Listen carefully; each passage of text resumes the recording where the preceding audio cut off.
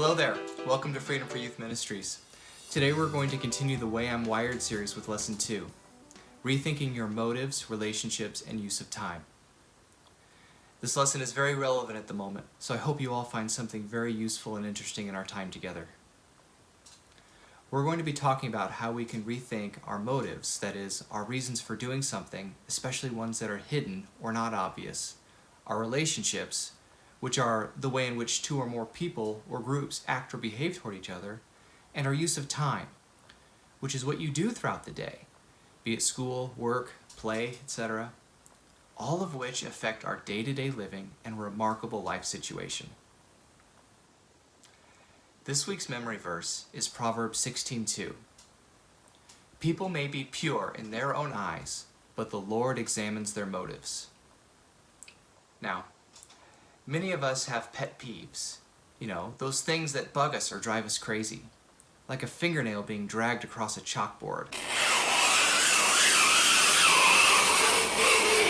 or when somebody throws trash on the ground. So what's your pet peeve? Do you have a little brother or sister that follows you around? Do you hate it when people leave dirty dishes in the sink, or when your teachers give you extra homework on weekends? What might a pet peeve be that a friend or a family member might have about you?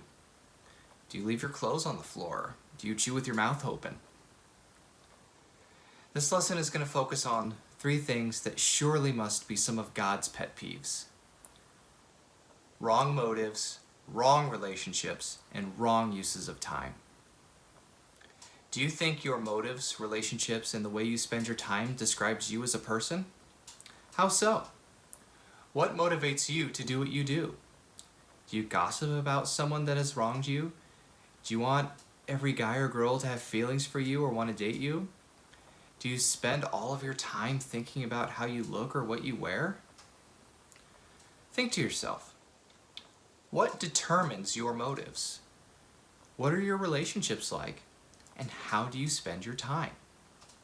If you rethink your motives for your relationships and how you use your time, you're better prepared to answer God's call for your life. Romans 12:1-2 says, "And so, dear brothers and sisters, I plead with you to give your bodies to God, because of all He has done for you. Let them be a living and holy sacrifice, the kind He will find acceptable. This is truly the way to worship Him. Don't copy the behavior and customs of this world, but let God transform you into a new person by changing the way you think. Then you will learn to know God's will for you, which is good and pleasing and perfect." You all have a call for your life that you should be ready to answer. So what do you think can change your motives? One word: Jesus. How? By accepting that Jesus has taken your sin and nailed it to the cross so that you can be forgiven and start a fresh life. If you accept the gift of His grace and forgiveness, you are able to see people and life in a new way. Jesus came to help you, so go out and help others. Remember what Proverbs 16:2 says: "People may be pure in their own eyes, but the Lord examines their motives." So think, which of these 3 poor motives do you dislike the most when you see it in other people? 1, when they try to impress. 2, when they're trying to manipulate. Or 3, when they're trying to get revenge. Now, why do you dislike the one that you chose the most? Here are some questions to think about. Why does God want you to rethink the motives of your life?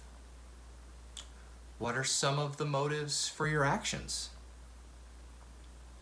What do you think will cause you to change your motives? And what are you putting your hope in? We hope that you enjoyed and learned something about God and yourself today. Be sure to join us again for the rest of the series. Have a fun and safe week, and thanks for watching.